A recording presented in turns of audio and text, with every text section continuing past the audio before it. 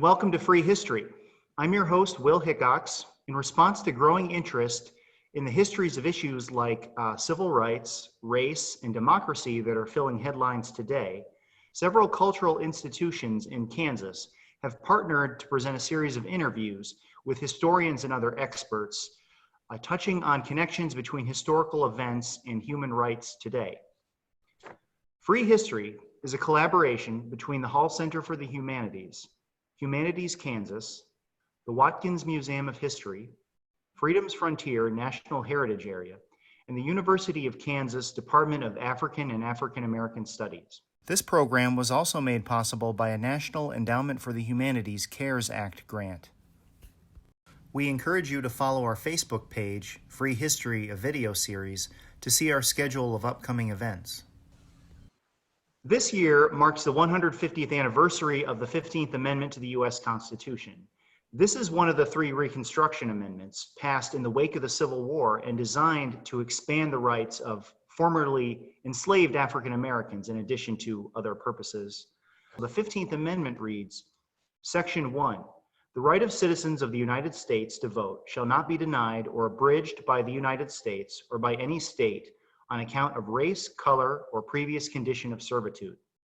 Section 2, the Congress shall have power to enforce this article by appropriate legislation. With this video interview debuting on November 2nd, 2020, just before the 2020 presidential election, commemorating the 15th Amendment and discussing voting rights are certainly pertinent historical topics. So I'm very excited to welcome our guest here today. Our guest is Dr. Kate Masur. Kate teaches American history at Northwestern University and has contributed to several edited collections. Additionally, she wrote a book titled An Example for All the Land, Emancipation and the Struggle Over Equality in Washington, D.C. And she has a new book coming out in March 2021, Until Justice Be Done, America's First Civil Rights Movement from the Revolution to Reconstruction. So Kate, thanks for joining us today. Thanks so much for having me. It's great to be here. Thank you. Kate, your research focuses on, to quote the title of one of your edited books, The World the Civil War Made.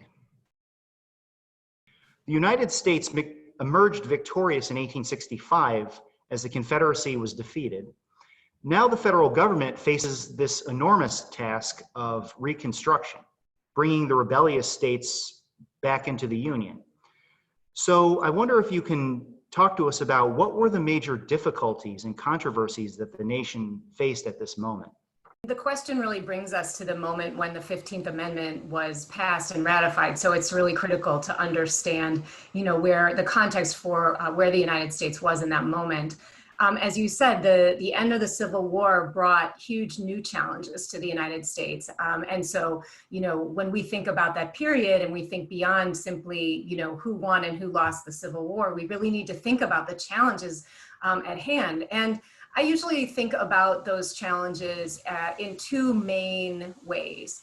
First is the question of how do you bring the states that had declared themselves out of the Union back into the Union, on what terms? And so the question is sort of what terms are imposed on those states for having declared that they had left, for on the people who led the rebellion for basically committing treason against the United States and then kind of losing in their bid for independence as a separate nation. What kinds of terms are the states going to have to follow if they want to be back in the Union, and how do we know when they've completed those terms? And when I say we, I think I'm saying the people who were then in Congress kind of making federal policy. So this set of questions about the terms on which the former Confederate states are going to come back into the unions is one big set of really tough questions. And the other set of tough questions that is related and intertwined with that first set is what will be the status of African Americans, particularly newly freed African Americans in the United States. And so this raises all kinds of questions. The struggle, the Civil War itself was a war over slavery. It was a war over the future of slavery in the United States. At the time that the Civil War began, there were about 4 million African Americans enslaved in the United States. And that's a lot of people. And also there's a tremendous commitment by many white Southerners to preserve slavery. And so, the question, and so when the Confederacy is defeated, the question of what will happen, how will the end of slavery truly be implemented? What does that look like? Who will enforce it? Who will oppose the end of slavery, and kind of who will bring the force necessary to bear to ensure not only that slavery no longer exists, but that some version of freedom actually comes into being. And what that looks like are, sort of questions around, at least from the perspective of public policy, questions around civil rights and the right to vote. And I would say, just to add a third little, I guess we'll get to this, but a third topic not emanating from Washington, D.C. My first two comments were sort of reunification of the nation and policy regarding formerly enslaved people. But the third big question then is, how do the people who were just freed from slavery, how do they then go about making their lives? What does Southern society in particular look like in the wake of slavery? Much of your work, Kate, explores Black activism over emancipation and civil rights during Reconstruction. What was the situation that Black Americans faced in 1865, and what rights and social roles did they seek now that they had supposedly been freed? And I'd encourage you, even if you would like, to take us back before Reconstruction and bring the research that you've done for your newest book into the discussion. The institution of slavery was so intensely integrated into Southern life in the United States that the process of destroying it was actually very complicated. And I think, at some point along the way, I had the realization, and, now to me, this seems very basic, but, the realization that what does the abolition of slavery look like? It doesn't look like, Abraham Lincoln waves a proclamation and poof, slavery's abolished. Or it doesn't even look like Congress passes and the states ratify the 13th Amendment and then slavery goes bye-bye, right? Because a lot of white Southerners don't want to part with slavery. And so if we put ourselves on the ground in slave states in around 1865 as the Civil War ends, you're going to see, first of all, a hodgepodge of different kind of conditions. So, for example, in places where there had been a lot of fighting between the US forces and the Confederate forces, so in those places in the South, slavery was partially or wholly destroyed during the Civil War. And that is partly because when the fighting came to a particular area, enslaved people used that as an opportunity to stop working, to stop doing what enslavers wanted them to do, to run away, to find their way to union lines where they could be employed for wages, working for the United States Army, enlisting in the Navy. And so in some areas of the US South, slavery had kind of come apart thanks in no small measure to the actions and the agency of enslaved people themselves. But there were a lot of other places that the military kind of expeditions hadn't really touched, or hadn't touched so significantly, where slave owners still commanded tremendous power as the war ended, where, some places, and including in more remote places and kind of the interior of slave states, or places in Texas where people hadn't heard of the Emancipation Proclamation, which was issued on January 1st, 1863, they still, by the spring and summer of 1865, really even hadn't gotten the news of it yet. And so just to kind of paint the picture of a patchwork of different kind of conditions. And so what you see over the course of the next several years is a very, very volatile situation. I mean, there's nowhere that formerly enslaved people did not assert their rights to be free. And then one of the things that people wanted above all was the ability to bring families together and organize communities along lines that they wanted. So this is a world in which Black families had been separated, members of families had been sold away from one another during the course of slavery. And so what people really wanted, and you see this over and over again, was, apart from, and I'll talk about it in a second, like claims to rights and citizenship, but apart from all of that, the most foundational thing was, we want to live in our own communities. We want to own our own land in this primarily rural society. We want to have the family formations that we value. We want to find lost relatives who might have been sold away from us, and kind of develop our lives outside of the oversight and oppression of white people. And so that's a kind of primary goal that you see over and over again. And also over and over again, you see white people trying to kind of stymie those goals. But so, you know, within that then, particularly in the world of politics, like party politics, in churches, in political organizations, African Americans are also claiming rights, right? So equal rights, the equal right to testify in court, to own property, to be a witness in a trial, and then to vote, right? And then equal access to public education, to public accommodations like railroads and streetcars and hotels and theaters. And so in every realm you think of, I mean, sometimes people are more familiar with the 20th century civil rights struggle. And I sometimes say, you know, in every realm where you can imagine civil rights organizing happening in the 20th century, when you think of lunch counter sit-ins and bus boycotts and things like that, all of those same things were at issue during Reconstruction, because African Americans and their white allies could see that the possibility of creating a new society on terms of racial equality. That's fascinating. So during this remarkable 5-year period that began in 1865, we got 3 amendments to the US Constitution. So the 13th Amendment officially abolished slavery.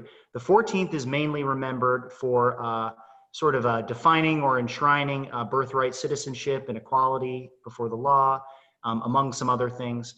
The 15th, of course, is the main topic at hand in today's discussion. So could you give us some insights into the making of the 15th Amendment? What were the principal groups that worked to get this legislation passed?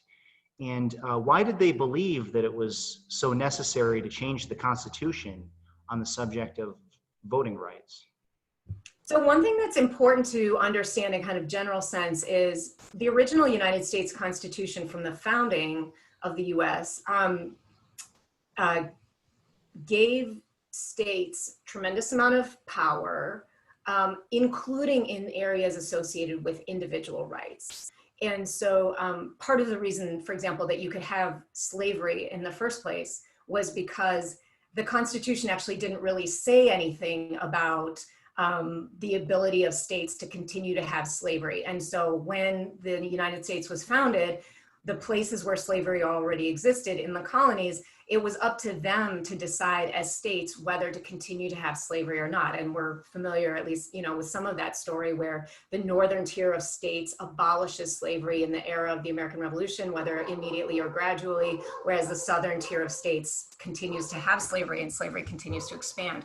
But it's not just in slavery, it's in actually, you know, relevant to this discussion, in the area of voting rights as well. The original Constitution left just about everything associated with voting rights in the hands of the states.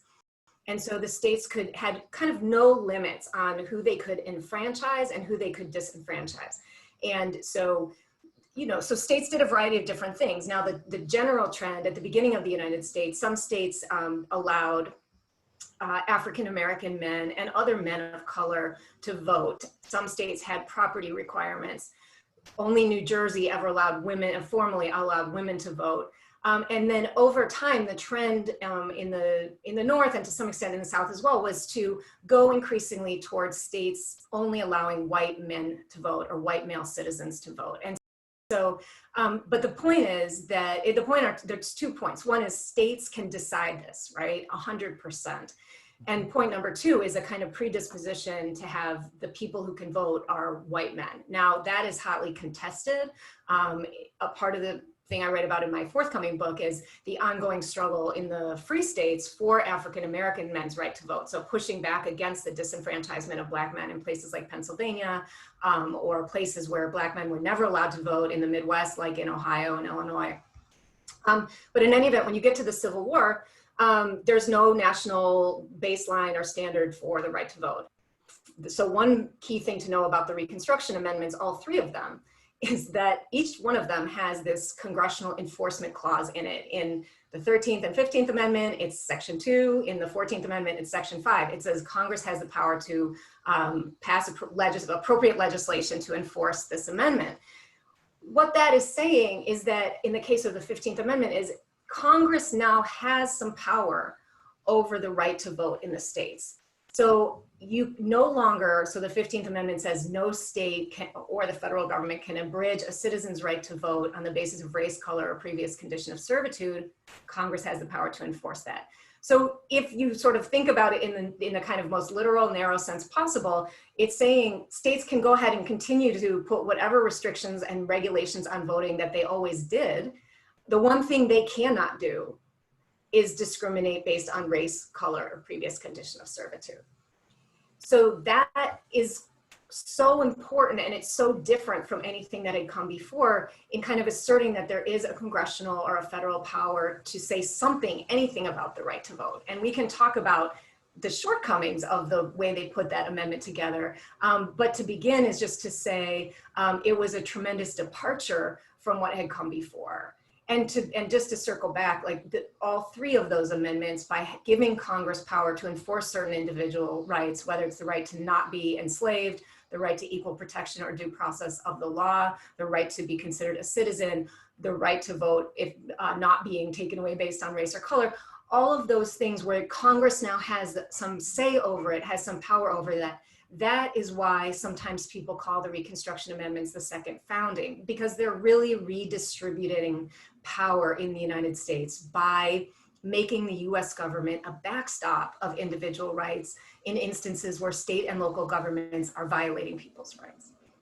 Some of the impetus for this legislation did come from the ground up, from conventions of African American men and things like that. But what was the principal group in Congress that worked on getting this amendment passed? Right. Thanks. So thanks for bringing me back to that. So yeah, so first of all, you know, as you mentioned, what we see coming out, in some ways coming out of those struggles for the vote in the pre-Civil War North, African Americans are particularly, Northern African Americans are already very well organized to lobby for the right to vote. And then in the South, as the Civil War ends, you see all of these Black conventions meeting where people are organizing and saying, we're full citizens, we're entitled to the right to vote.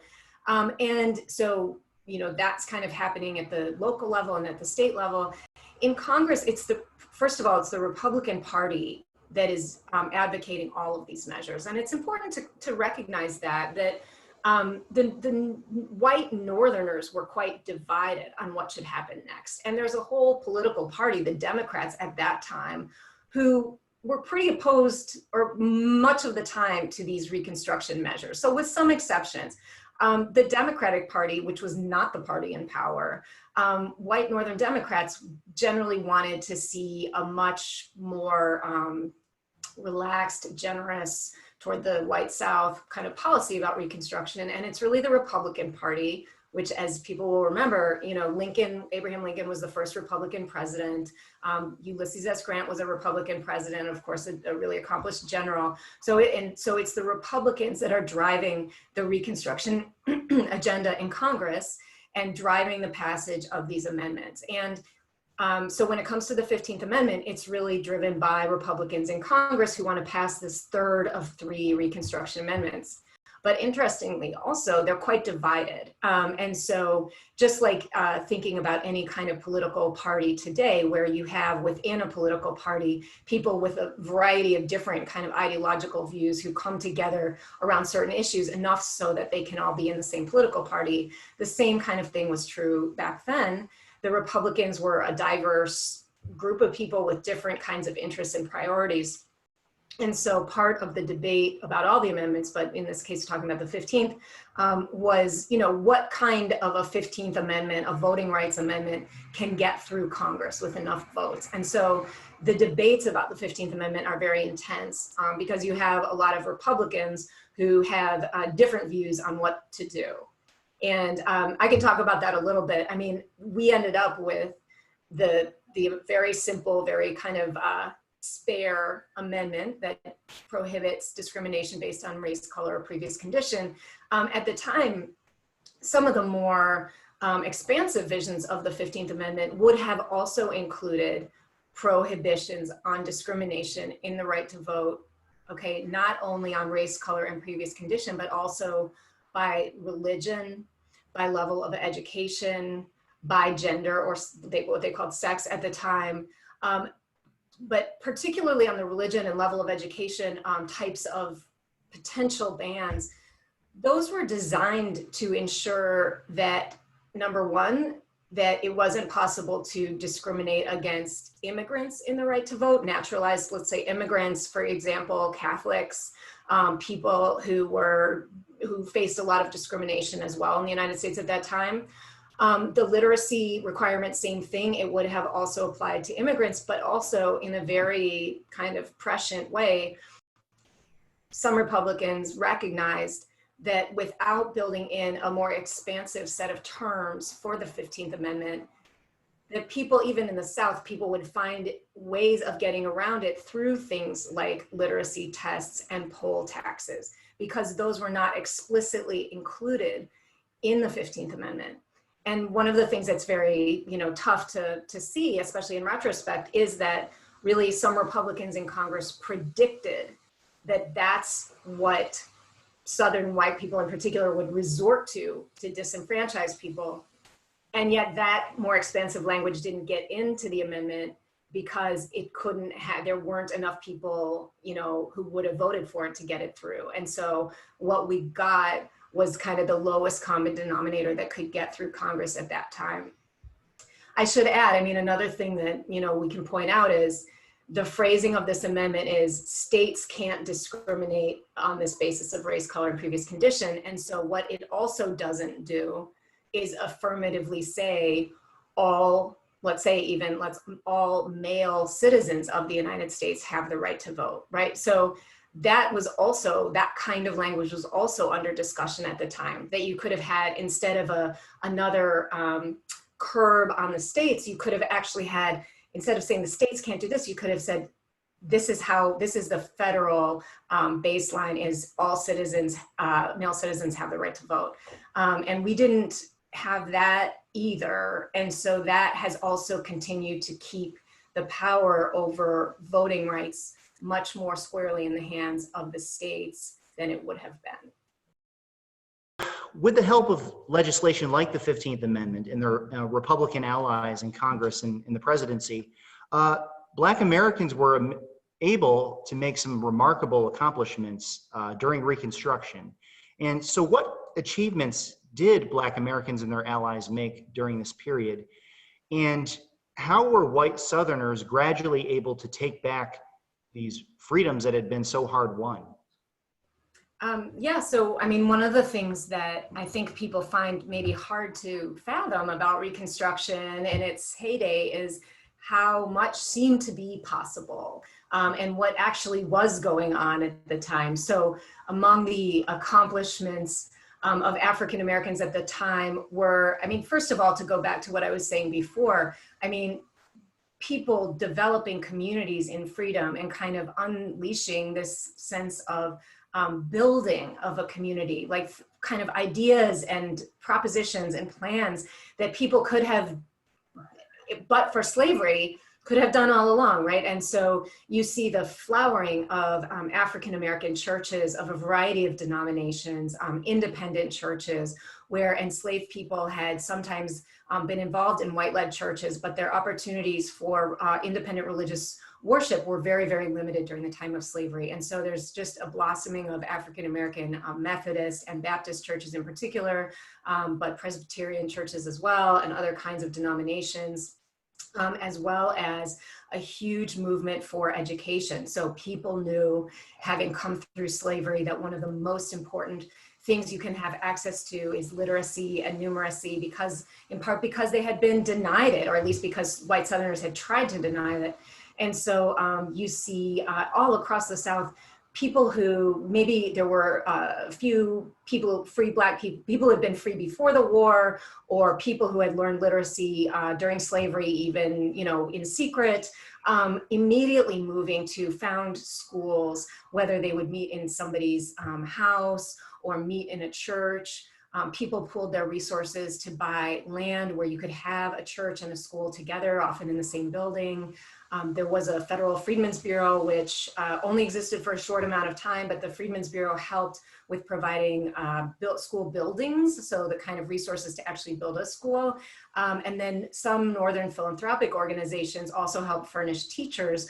But there were also a lot of Southern white and Black teachers in those free people's schools. And so all of these kind of efforts to develop the structures of community from the most kind of intimate families being reunited to the level of schools and churches and cultural institutions, and then to the level of politics. And so, you know, I think the number always escapes me, but somewhere around 2,000 African-American men were elected to some kind of office during Reconstruction. So best known are the people who were elected to the US Congress. And so from a number of districts throughout the South, men were sent to Congress. There were a couple of African-American senators, US senators in this period. But in addition to that, and in many ways more important to people's daily lives, were the African-American sheriffs, the African-American tax collectors, the city council members, the state legislators, people who really had a lot to do with shaping policy that affected people's lives. And you see in Southern states the origins of public education in this period. And so, you know, Southern states, the people who had run those states before the Civil War, if they cared about education, they sent their own children to private schools or got them tutors, but never put very much of an effort into funding public education, even for white students. What you see during Reconstruction under the Republican state governments during Reconstruction is an effort to build organized public school systems that are going to serve Black and white children in those states. And so there's just really this kind of outpouring of innovation and real kind of examples of what biracial democracy in the US South looks like, when everyone, in this case all men, Black and white, have the equal opportunity to vote. And therefore, sometimes Black men are also going to be elected to office.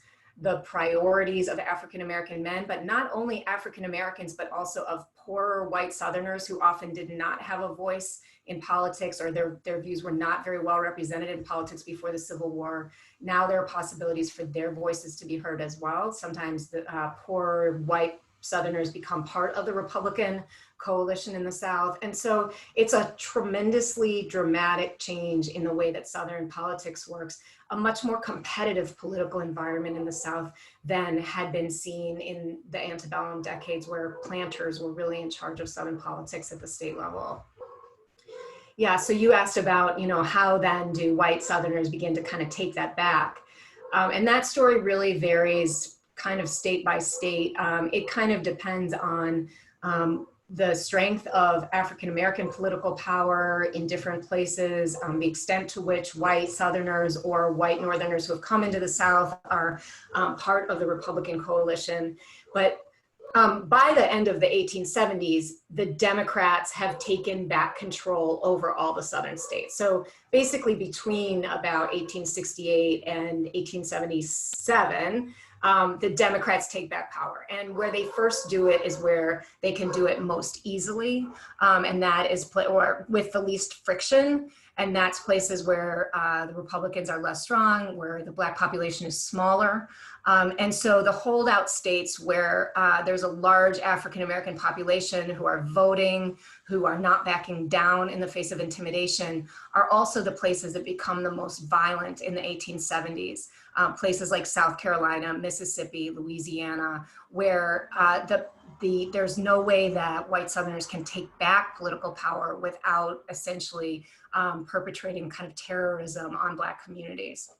And so, you know, the general thing is through all kinds of mechanisms, whether it's straight up regular politics or fraud, you know, kind of voter fraud, things like suppressing the vote, removing ballot boxes from places, not having polling places in Black communities, not counting the votes of Republicans, you know, these kind of fraudulent measures that are not necessarily violent, but still not playing fair, all the way up through, murder, intimidation, rape of African American people, and occasionally also of their white Republican allies, is how, in the long kind of scheme of things, white Southerners take back power in this context. The 1880s, to get really specific, are very interesting because when we sort of say, oh, Reconstruction ended with the Compromise of 1877 and kind of like, and then fast forward to 1965, that doesn't quite capture it because it's not everywhere that African-American men were disenfranchised. And in some places in the 1880s, there continue to be really interesting politics. Black men continue to vote. There are interesting coalitions like the Readjuster Coalition in Virginia. And so it's really not until the 1890s that there's a kind of more systematic, at the kind of state constitution level, crackdown on Black voting. And yes, what transpires then is the kind of vast disenfranchisement of African American voters that really doesn't get remediated by the way, bringing back federal power until the 1960s and the passage of the Voting Rights Act of 1965. I've been driving this discussion in the context of Reconstruction, but isn't it true that certainly this amendment and the whole concept of voting rights for Black people was certainly significant for all Black Americans, not just in the South? It must have been a significant milestone for Northerners as well as Southerners. Yeah, that is definitely true. And yeah, so there's resistance in the North, both among some Republicans, but a lot of Northern Democrats, to enfranchising Black men in the North. It was a very familiar struggle to anyone who had lived in the North over the previous few decades. They fully knew that African Americans wanted Black men to have the right to vote and had been campaigning for it. And a lot of white Republicans actually supported it. And one of the things was kind of worries about if they pushed it really hard, would they lose support? So there's a kind of issue, which is universally the case, of politicians always trying to balance what they want with what they think is politically feasible at any given moment. But it's true that when the 15th Amendment was ratified in 1870, Black men across the South were already voting in the states that had seceded because Congress had passed this law in 1867, the Reconstruction Act, which demanded and required that African American men in the former Confederacy be allowed to vote. So the most immediate impact of the 15th Amendment was to require Northern states now to permit African American men to vote. And there was a certain amount of resistance to that and a certain amount of violence associated with some elections in the 1870s in the North. There's a famous incident of a kind of election day riot by white people in Philadelphia that ended in the killing of Octavius Catto, who was a really well-known Black activist from Philadelphia. And just recently, a monument to him was put up in the city of Philadelphia. But generally speaking, I mean, one of the things that's interesting is that in the Northern states, there's no systematic race-based disfranchisement in the coming decades. It's also true that in many places, the stakes were lower than in the Southern states because the proportion of African Americans was much smaller in the Northern states. But Black voters in the North also, especially in city elections, began to be able to exert a fair amount of influence, because if you had a kind of critical mass of African American population in a particular area, let's say in a city or a county, they could actually, even if they were still in a minority or a pretty dramatic minority of the population, they still could put their weight behind one candidate or another and change the outcomes of elections. So Black voting power in the North is actually interesting and not insignificant in the period from, let's say, the 1870s until the Great Migration, until there's like a much larger African American population in the North. Okay, so I have one final question to round out this excellent discussion that we've been having. It's no secret that racism, inequality, and voter suppression are hot button issues currently that are causing a lot of anxiety and concern for the future. So in your opinion, what is the significance of the 15th Amendment 150 years after it passed? And does it inform voting rights today, and how should it inform voting rights today? The 15th Amendment is the foundation of the principle that you can't discriminate in the right to vote based on race in this country. And so, to be sure, the 15th Amendment went drastically and tragically unenforced for many, many decades, especially, you know, from the 1870s to the mid-1960s. So it has not always served us as it should have, because to make it work, you have to have people who are willing to enforce it. And people in power were not willing to enforce it in that period of Jim Crow, in that period before the Civil Rights Movement. And so it's not a magic bullet. It's not going to save us. But the 15th Amendment is the foundation of the Voting Rights Act of 1965. And the Voting Rights Act of 1965, which is an expansive federal law, since amended many times, that builds in what it really looks like to ban discrimination based on race. So it's not, you know, a very tight little sentence. It's like many, many, many sentences about how to go about making sure that this isn't happening. That statute, the 1965 Voting Rights Act, would not be constitutional if it were not for the 15th Amendment, right? So we have to have the 15th Amendment before we can have the Voting Rights Act. And then we have had, until, you know, somewhat recently, decades of more or less, you know, interpretation of the Voting Rights Act and its subsequent statutes and the 15th Amendment as recognizing that certain kinds of strategies and tactics that make it harder for people to vote, but do not use the language of race, like in the old days, poll taxes or literacy tests, and in the newer days, strict voter ID laws that apply way more to some groups than others, or reduction in the number of polling places.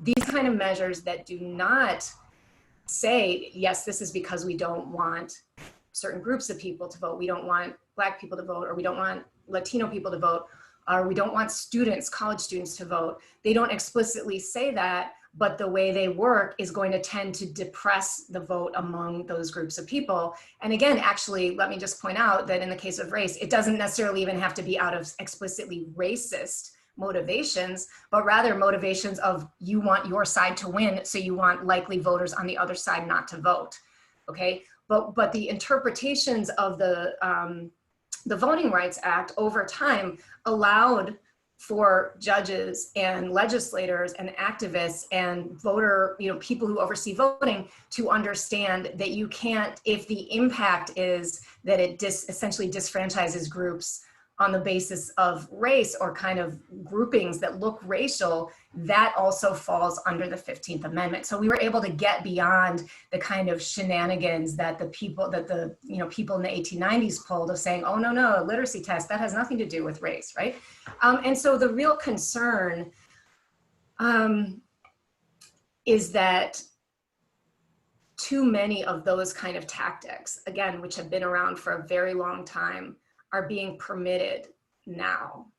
And that, you know, the Supreme Court's decision in Shelby County in 2013 really made it much easier for state governments to pass new kinds of rules around voting that would not have gone through if this pre-clearance were still in effect, which is what the Shelby County decision took away. And so, you know, when you look back at a history, you know, we still have, the point is we still have the 15th Amendment, but when you look back to the past, you just see that what we're seeing now in terms of efforts to depress the vote, depress turnout, make it harder for people to vote, these don't actually look that different from the kinds of things that white Southerners, for example, did in the 1890s, who at the time were also saying, this isn't about race. This is actually just about wanting to make sure that illiterate people aren't voting or what have you. So I think we have to be really, careful, and we have to be really suspicious or kind of questioning about taking at face value what people are saying. And similarly with accusations of voter fraud, I mean, those go way back to Reconstruction as well, of, you know, when people who one group doesn't really like to see voting and worries about having political power, when those folks are voting, the other side will say, oh, but they're fraudulently bringing in voters who shouldn't be voting and things like that. That goes way back, and we're seeing that now. So I think there's a lot to be learned from the complicated and sometimes very violent and very unfortunate history of voting rights in this country if we really want to kind of come to grips with what's going on now. Well, this has been a very illuminating discussion, and I want to thank everyone for watching, and all the partners in the Free History Project and myself encourage you to exercise your own voting rights in every election. And I'd also like to thank Kate for joining us and giving her time and expertise in this excellent discussion. So thank you, Kate. It was a pleasure to be here. Thanks for having me.